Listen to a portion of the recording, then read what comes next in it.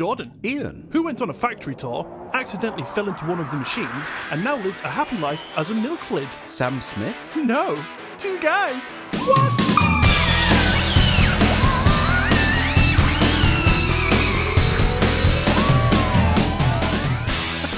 I wasn't expecting the milk lid. That's the only thing I can think that factories make. Oh yeah, every single factory in the world just produces milk tops. Hello, and welcome to episode 27 of Two Guys What's Up, the weekly comedy podcast where two guys use esoteric methods to determine which has the cuter laugh and which one has the heaviest ballsack.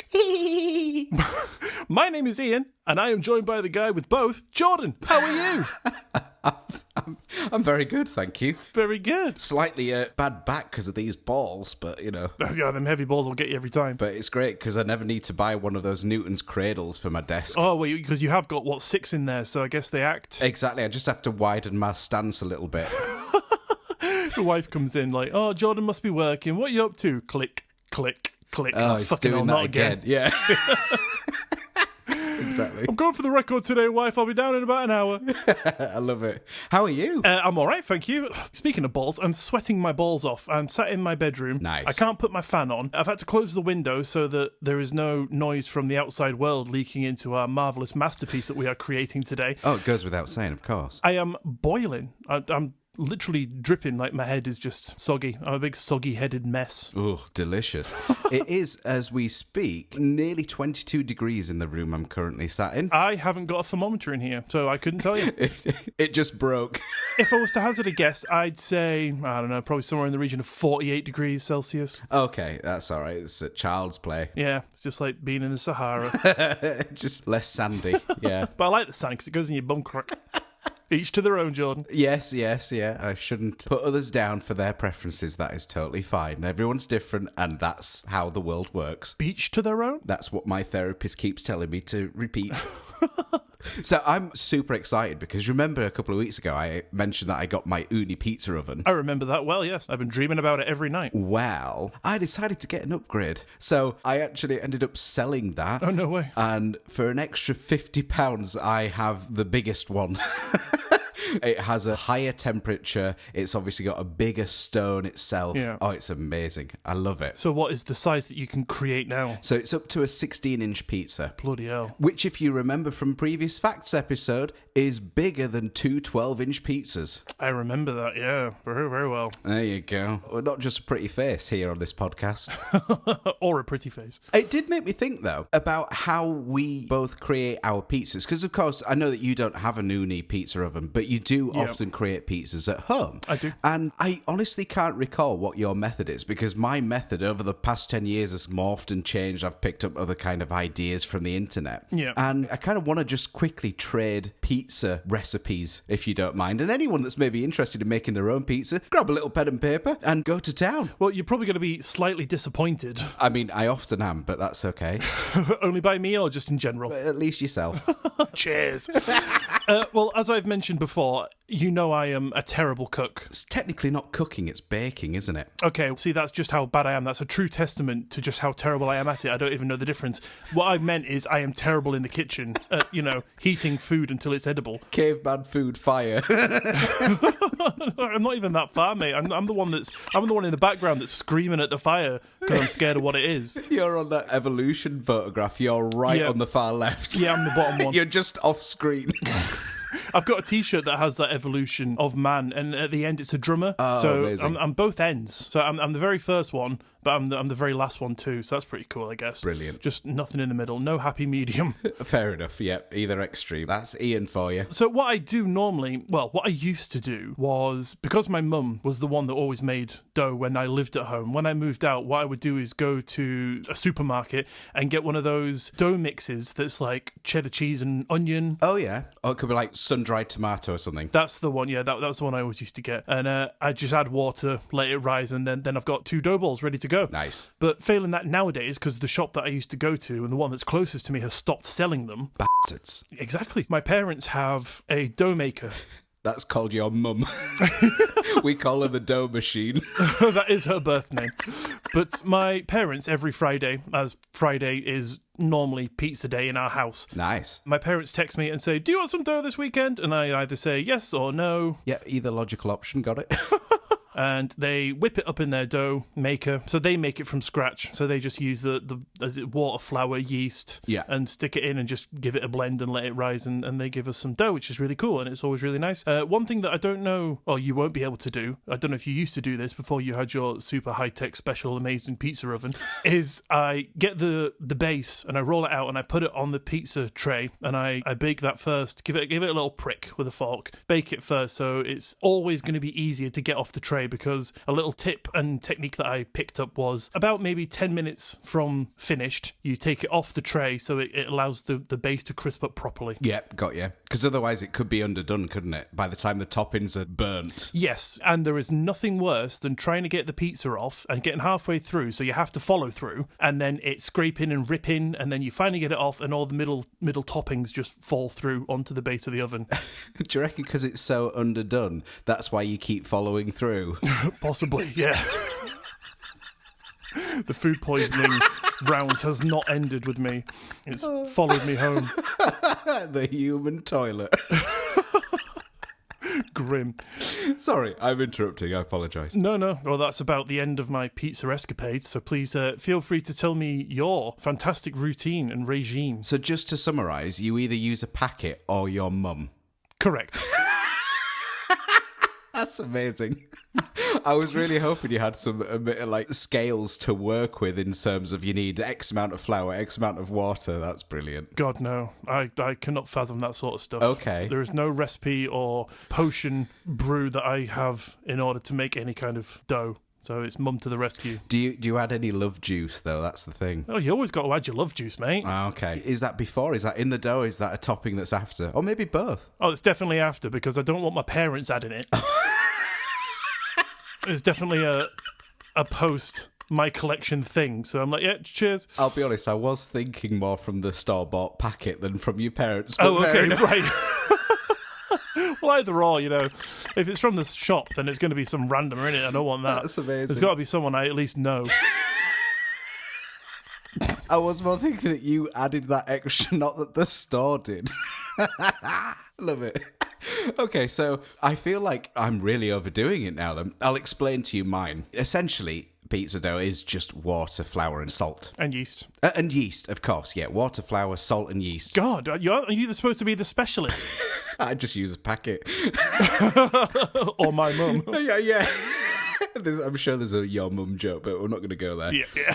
So, I actually, in the past year or two, I've started using Poolish starters. Yeah, you texted me that the other day, and I kind of text you back just being like, oh, that's so cool, but I had no clue what you were talking about, so please feel free to enlighten me. So, do you understand what a Poolish is? Is it somebody that misread the word Polish?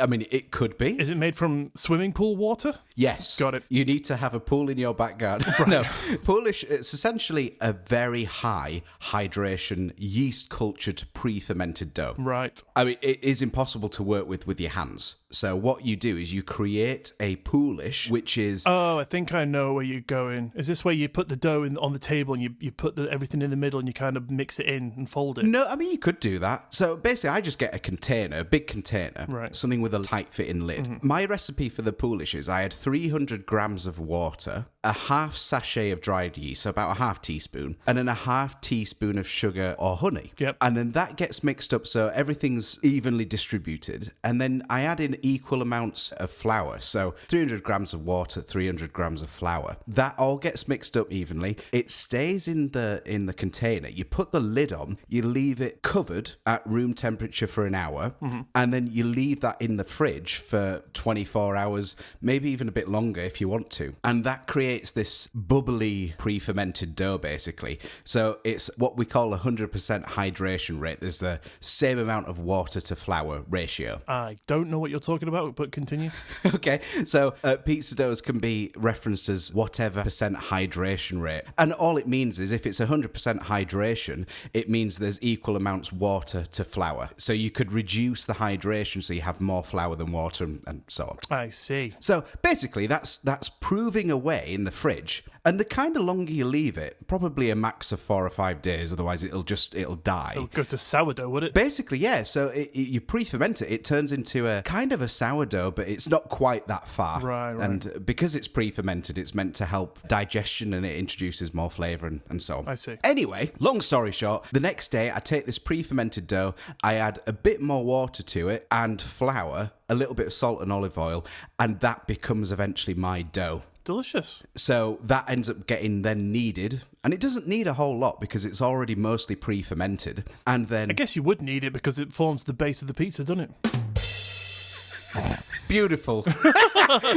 Grade A comedy. Oh yeah, 27 episodes in and we're still kicking. Here we go. So then you divide them all up into individual balls, put them into a container to prove again, and then you use them. So that is my dough recipe. So I feel like I've gone way over the top compared to Packet or my mum. I was going to say, mine's ready in half an hour, mate. Yours can take up to like 5 days. But worth the wait. I mean, the other really cool thing, I don't know if you knew this, Ian, but say you create your dough. If you have it with a view to use it in 4 or 5 days, the time is what does the kneading. Oh, interesting. You could roughly mix everything, leave it to one side, in the fridge, of course, and then you've got kind of ready-made dough whenever you want it. Oh, cool. I did not know that. Which is really handy. So it might be worth trying that at some point because it's the least amount of effort. You have to probably do less effort than your packet. I will get my mum on that. I'm sure you will. So that is my pizza dough recipe. So for anyone that was interested there, amazing. Anyone that wasn't, I do apologise. Do you want to stick the recipe in the show notes? I can do if someone is actually interested. Yeah, just in case, never know. Yeah, fair enough. And if you do, by the way, please do share us some of your pictures. Absolutely, yeah. Send me pictures of pizza. Of your finished dough, not just the balls. Yeah, don't send us balls. Get enough of Jordan send me them. Look, I've done 10 today, look. I was thinking more of Newton's cradle, but there you go. Anyway, what on earth are we going to be talking about today, Ian? Today, I am going to be going back to basics and telling you a good old-fashioned alien abduction story. Okay. I thought that would be best in light of recent times of all UFO leaks. I thought it would be very nice to just go back and tell a good old-fashioned UFO abduction story, Perfect. What have you got coming up for us today, Jordan? That was slightly musical and slightly weird at the same time. That's what they call me. Slightly musical and slightly weird. That's how I'm known around these parts. It was almost like your voice was clipping to an auto-tune, but there wasn't one that was there. That was the weirdest experience. I get what you mean. It was like auto-tune gone wrong. What have you got coming up for us today, Jordan? I'll try to never do it again. Okay. Hey, I'm not against it. It's fine. You do you. Okie dokie, that's very kind of you. That's what my therapist says. Anyway, so you don't know what I'm planning today, and I'm not 100% sure it's really going to work, but we'll see. Brilliant. We're going to try. So the second half, this might just be one ginormous failure. Potentially, but by no means any worse than episode 22. I was going to say this is your version of episode 22, isn't it? We'll find out. Stay tuned, guys. Oh, yeah. So we're going to try MADLIBS. Okay. Are you familiar with that? I've heard of that. Okay. I've heard it, but I can't quite recall what it is. So basically, it's like a story word game where one person, for example, me, prompts you for a list of words to substitute for blanks in an unread story. Okay. Then these word substitutions have hopefully a humorous effect and the resulting story is then read aloud. Brilliant. We'll see what happens, but I think it should be a bit of fun. Yeah, fantastic. That sounds great. I've had a similar idea in the past where every single time I get out the car, if I turn the ignition off and it's like halfway through a sentence on like a podcast I'm listening to, I always try and finish it with something like the first word that comes to my head. It's like baguettes were... Yeah, stinky, Exactly. I've always tried to figure out a way that we could incorporate that into the podcast for like a little segment, but I'm not quite sure how it would work because I couldn't actually show you audio, if that makes sense. It might sound a little bit weird, but so this is a fantastic substitute for that, so I can't wait to hear that. Your idea, because you can't hear what you're talking about, would just be you shouting out random things like you've got Tourette's. Yeah. Stinky! Amazing. All right, Ian, I'm ready to hear about some UFO alien abductions. Okie dokie, let's jump into it then. Beautiful. So, Jordan, have you ever heard of Antonio Villas-Boas? I have never heard of Antonio Villas-Boas. Brilliant. You're in for a treat then. Oh, I love treats. So, Antonio was a Brazilian farmer, and on October 15th, 1957, while 23-year-old Antonio was working late into the night to avoid the scorching daytime Brazilian temperatures ploughing his fields, happily bobbing away to NSYNC, naturally, he removed his AirPods. What? No, I have learned to not care about what other people do or think or say. I just want to know how he got AirPods in 1957. Is he a time traveller too? Possibly. That's not where this story's going. That was last week. Okay. As he removed his AirPods, he noticed a spooky light in the sky, what he described as a red star just hanging there. As he watched it, to his horror, it started to descend, and as his object drew closer, he could make out the shape of the craft. He described it as an egg-shaped with a rotating copula on top, and for anyone that doesn't know, a copula is a dome that is usually seen on top of buildings, usually sat on top of bigger roofs, that is used as lookouts or for airflow and such things. Got you. Like classic UFO. Yeah, I guess so. Dome on top, but this one wasn't like a flat disc, it was like eggy. Oh, like their almond eyes. Yeah, much like their occupants' eyes, yeah. Scrambled. I guess it would be after light years of travel, wouldn't you? You'd be knackered. It'd be like looking at a computer screen for like hours. It's like what you were saying a few weeks ago about really needing the toilet. Imagine needing it for that journey and there wasn't one. Exactly, yeah. That's where I come in. Yeah, kneeling down.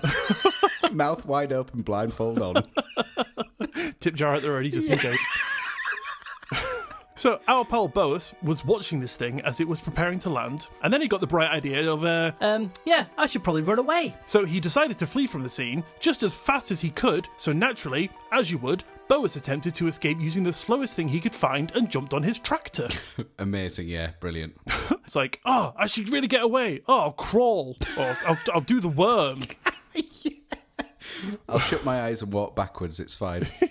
He made it a very short distance away, and then, as we hear in so many UFO encounters, the vehicles... Excuse me. You are excused. I'll start that again. No, it's perfect. Perfect. You all right? Yeah, I'm good. Fuck off. Don't you start. I will throw these headphones at you. I'll hit you. I'm not listening to you anymore. He made it a very short distance away when, as we hear so often in UFO encounters, the vehicle's lights and engine were suddenly inexplicably rendered useless. Okay. Undeterred, he thought, bollocks, I guess I'll just have to use these stupid things glued to my waist. and continued to try and escape on foot. Unfortunately, because he tried to make a getaway on the one thing that travelled 5 miles an hour, one of the beings had caught up with him by this time, and Boas was captured. A super creepy humanoid... What the f*** is that? It's my dog. I'm just about to sell him. The buyer's just arrived. Yeah, poor guy. So, a super creepy humanoid figure, standing around 5 foot tall, dressed in grey overalls and wore a helmet with small blue eyes, was shouting at him, but not using words, but emitting noises that resembled barks or yelps. Ew. 3 more of the bastard beings joined the first one in subduing our pal Boas and forcibly took him aboard their craft. So what are you thinking so far, Jordan? Sound about right? Yeah, it sounds like my normal Tuesdays. Yeah, pretty standard stuff, innit? Imagine how you'd feel if this is what you always experienced, though. You'd get really pissed off at some point. I'd be thinking I really need to stop trying my tractor. Yeah, I might invest in a car. Yeah, or just run That's true. in the first place.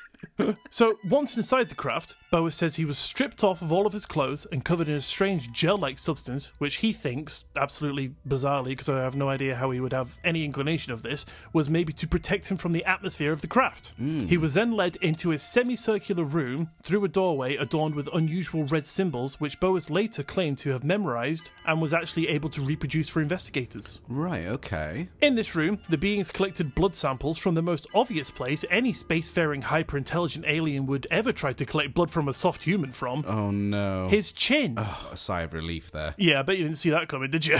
It could have been worse. It's very well, yeah.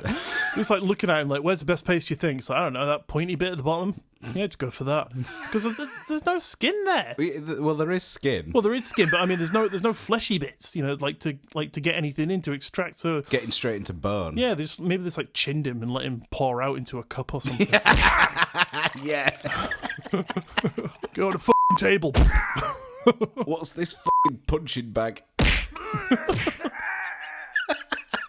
Poor guy. Poor guy, yeah. He was then taken to a separate room where he was left alone for approximately 30 minutes. During this time, he was exposed to a gas that caused him to violently throw up. But I have an idea why they did this. Everyone else would be thinking, what a strange thing to do. I wonder why they randomly did that to the poor guy. But I know why, Jordan. I have the answers. Of course you do. Right, and this is going to sound strange, right? But hear me out. They were trying to stop him having a wank.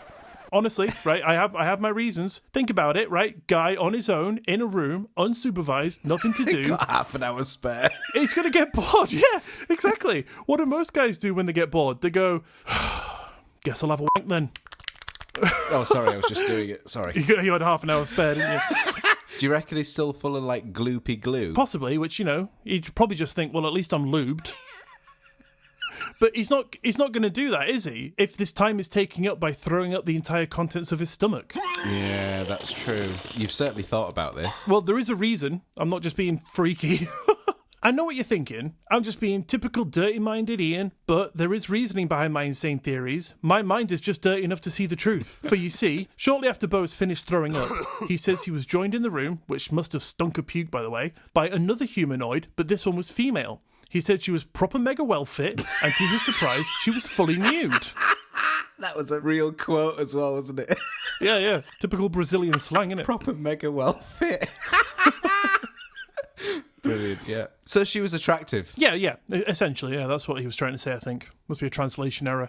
She had a small pointed chin, large blue cat-like eyes, and long white hair on her head, while her pubic regions were bright red. Oh, okay. The hair, not just the areas. Oh, okay, yeah. So the carpets didn't match the curtains. Do you reckon that was dye? Possibly. They're trying to make her look well fit. Which one do you reckon was dyed? Probably the head. Do you think? Yeah. What makes you say the head? Well, it's going to be harder to dye pubes, isn't it? I don't know. It's a smaller region. Yeah, but the hair's not right for it.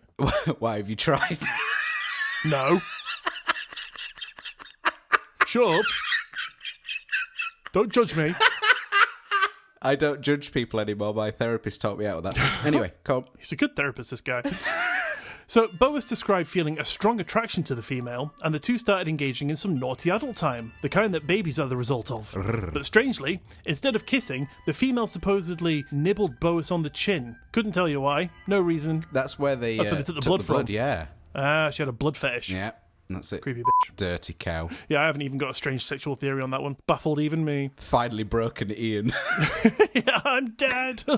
But once they had finished, the female smiled at Boas, rubbed her belly, and gestured upward, implying that she intended to raise their child in space. The female seemed somewhat relieved that their task was over, and Boas said he felt angry, feeling he was perceived as nothing more than a good stallion for the aliens.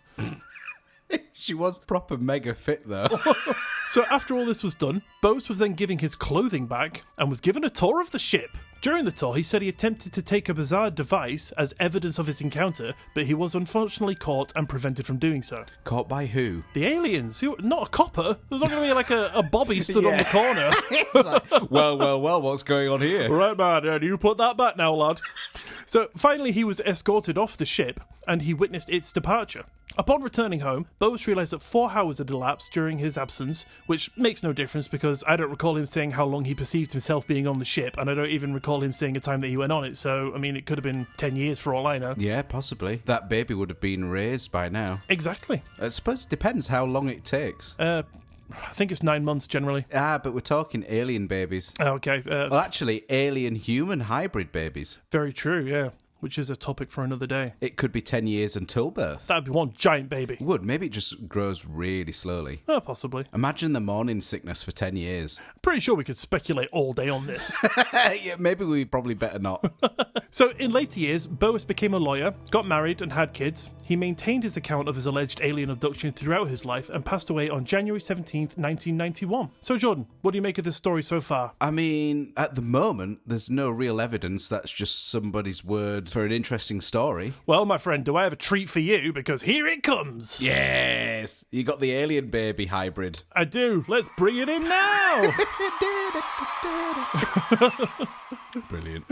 So, there are some additional compelling factors that might sway you towards becoming a believer in this story. After the alleged event, Boas reported experiencing symptoms such as nausea, weakness, headaches, and peculiar skin lesions that appeared without any signs of bruising. Okay. A gentleman named Olavo Fontes from the National School of Medicine of Brazil was consulted, and after checking him out, he suggested that Boas might have been exposed to a significant amount of radiation from an unknown source, resulting in mild radiation sickness, which ain't coming from a broken tractor. Could be that gas, though. Possibly. Well, that would prove the alien encounter then, wouldn't it? I don't know. It just could be his carbon monoxide going wrong. Well, I'm giving him radiation poisoning. That would be some carbon monoxide, wouldn't it? Brutal. Boas demonstrated the ability to vividly recall every detail of the experience without the need for hypnotic regression. This aspect adds credibility to his account, as it indicates a consistent and coherent narrative. So it's not as if he was knocked out and he's dreaming it and he's just saying it and it changes every time. He's just sticking to his story continuously. Yes, like a good lie. Yeah, like he's really practiced it. So it is also worth noting that Boas's encounter took place in 1957, several years before the well-known Hill abduction, which played a significant role in popularising the concept of alien abduction, and what followed were numerous other reports of similar experiences. So this chronology lends the support that the notion. This chronology lends support to the notion that Are you okay? F*** off, I was getting it then. This chronology lends support to the notion that Boas's story was not influenced by the subsequent influx of abduction narratives, making it an independent and potentially significant case in the field of UFO encounters. And lastly, Jordan, the ultimate piece of evidence. I am that baby, Villas Boas, my Earth dad, and Catalina Pointychin, the alien, my space mum, made that faithful night. So there's your proof. Suck my alien balls. Oh, so you're not a lizard, you're just some alien creep. Yeah. I told you I wasn't a lizard. I was all leading up to revealing the truth today that I am, in fact, part crazy cat alien. Cat alien? Yeah, that was just an absolute reject, so they just stuck me on Earth and they were like, we'll try again. Bang! Popped me out the craft. I was like, Mummy, where are we going? So, oh yeah, we're just going to go and visit your dad for a bit. I was like, okay. Then just go in that escape pod a second. Yeah. Oh wow, look, there's Daddy's tractor. Why don't you go and have a play on that? And then I turn around, they're like, bye, drifting off into space. Oh, I sort of feel really sorry for you. It's all right, you know. They come back and visit sometimes. Not often. Yeah, mainly just to scare the hell out of me because they know they freak me out. Potentially you scare the hell out of them too. Well, hopefully.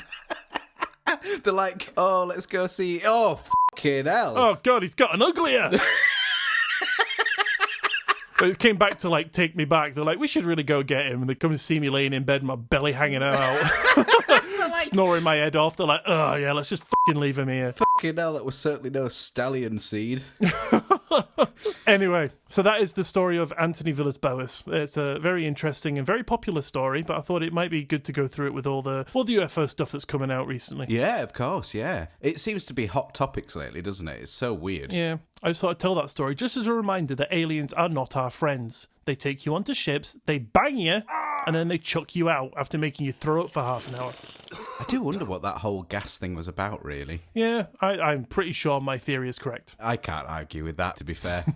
Brilliant. Right then, Jordan, I am very intrigued to try this, what's it called? MADLIBS? That's the one! Nice. Hit me. I'm excited. So here's what's going to happen. I'm going to ask you for a variety of silly words. Okay. Basically, straight off the top of your head, it could be nouns, verbs, adjectives, etc. And when you provide said words, I'll write them down in some blank spaces within this little mini story. So the purpose of why is because I'll place them into this short scene, which for now will remain a mystery until the moment that we hear it. Brilliant. And what I'm going to do is I'm going to send you the finished script for us to read and reenact line for line. Okay. And we'll act out this very dramatic ad-lib scene together. Brilliant. Make sense? Oh, yeah, I can't wait. Okay.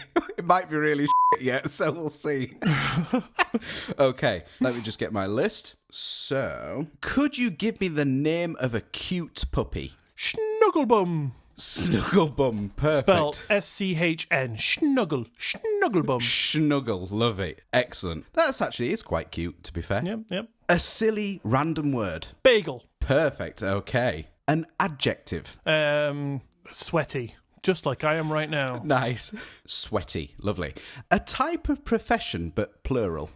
Farmers. Farmers. Yeah. And a type of 80s technology. Synth. Perfect. Give me something you could buy on eBay. A bike. What would you shout if you saw a spider crawling up your leg? Holy bastard, help me. Holy bastard, help me. A type of relative. Cousin. Give me an old-fashioned woman's name. Dorothy. Give me a random number. 14. And a random object, but plural. Chopsticks. Chopsticks it is. You're doing really well, by the way. Thank you. Give me a light swear word that maybe a primary school child would use. Oh, bum. Give me a fictional character name. Percy Jackson. Percy Jackson. I am so excited to see where this goes. Me too. I'm hoping it will work. Well, let's see. Give me something you'd find in a kitchen. A knife. Give me another random number. 75. And a celebrity name. Aston Kutcher. Not heard of him for a while. Yeah, I can see yourself lucky. Give me a verb ending with ing. Cattle prodding.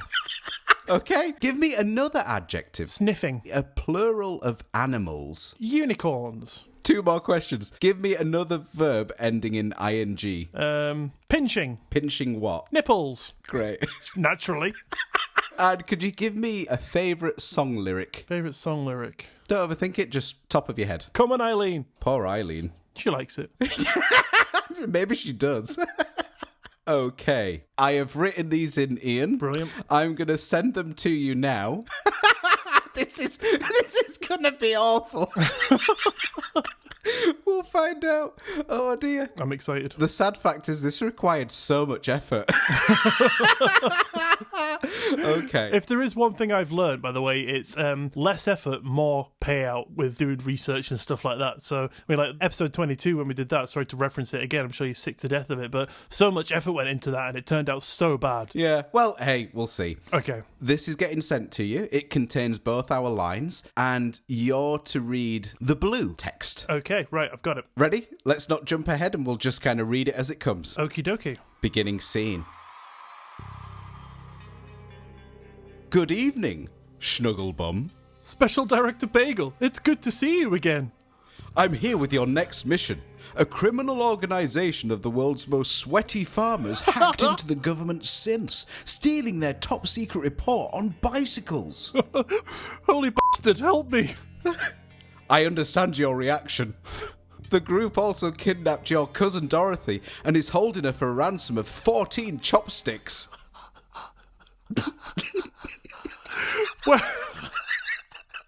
Where the bum am I going to get 14 chopsticks? I don't know, but we have to move fast. I have a plan. I'll meet up with the group disguising myself as Percy Jackson. As what, sir? Percy Jackson. So far, I'm on board. If they attack, I'll fight back with a knife. Great. Take this disc. It contains sensitive information that might help. What's on the disc? 75 photos of Ashton Kutcher cattle prodding. Holy bastard, help me.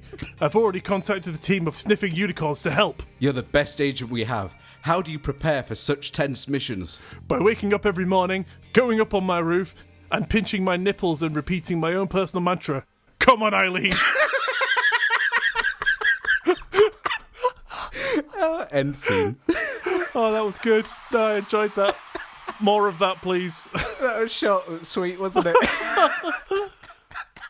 Well done on your lovely acting skills there, Ian. Thank you very much. I got a B in drama at school, so... I think you got an A in this one. Finally got my A. Thank you very much. Absolutely. That was brilliant. More of that. More of that was great. Perfect. I mean, the listeners might be thinking, no, not more of that. Less, Yeah. much less of that, please. Please let us know at home if you enjoyed that. It was, like Jordan says, very short and sweet, but that was great. I loved it. Oh, dear. Excellent. Maybe that's just going to be something for you and me to do in our spare time, if no one Yeah, liked maybe. it. Some randomer that we meet. Oh, so what is it you do? Oh, I talk into a microphone, and occasionally in my spare time I'd do weird MADLIBS. Yeah, with my co-host. And they just start walking off. But we do half an hour of kissing. Then we do some MADLIBS. Perfect, yeah. What a way to spend your day. Brilliant. Absolutely. Right, well, does that about bring us to the end of today? I think we'll finish that there, yes? Fantastic. I loved it. Thank you for tuning in to today's episode of Two Guys What's Up. If you would like to get in touch, have an idea you'd like us to research, have something read out on a future episode, or if you just want to say hi, you can find all the links to our socials where you can reach us at twoguyswhatsup.com, which will be linked in the description of this episode for your clickety-clicking pleasure. Oh, yeah. Don't forget to follow the show wherever you listen to us so you don't miss another episode, and maybe even tell a friend. Take your friend into a dark corner and play MADLIBS with them. Just write a script, come up with some random words, and then send it to us so we can read it out. Oh, yes. And don't forget, we now have a Patreon, where you can currently find our newest piece of Two Guys What's Up merchandise. And what might that be, Ian? T-shirts. Nice. Which are absolutely beautiful. I'm wearing mine right now. I can't take it off. It's not the fact that they won't come off. Don't worry, you can take them off and wash them. I just think mine is absolutely gorgeous, and I hope you will too. With all these tiers comes a personal shout out and a thank you on the podcast, starting from just £3. So if you like what we're doing and you want to help support us, you can do that over there at patreon.com/2guyswhatsup. But if you can't, or you just don't wanna, but you'd still like to help us out, then a 5-star rating and review in the Apple Podcast app would go a long way to help us out, and we would be eternally grateful. That we will. But on that note, thank you for listening. Have an amazing week, guys, and we will see you next Monday. Bye-bye. Bye-bye.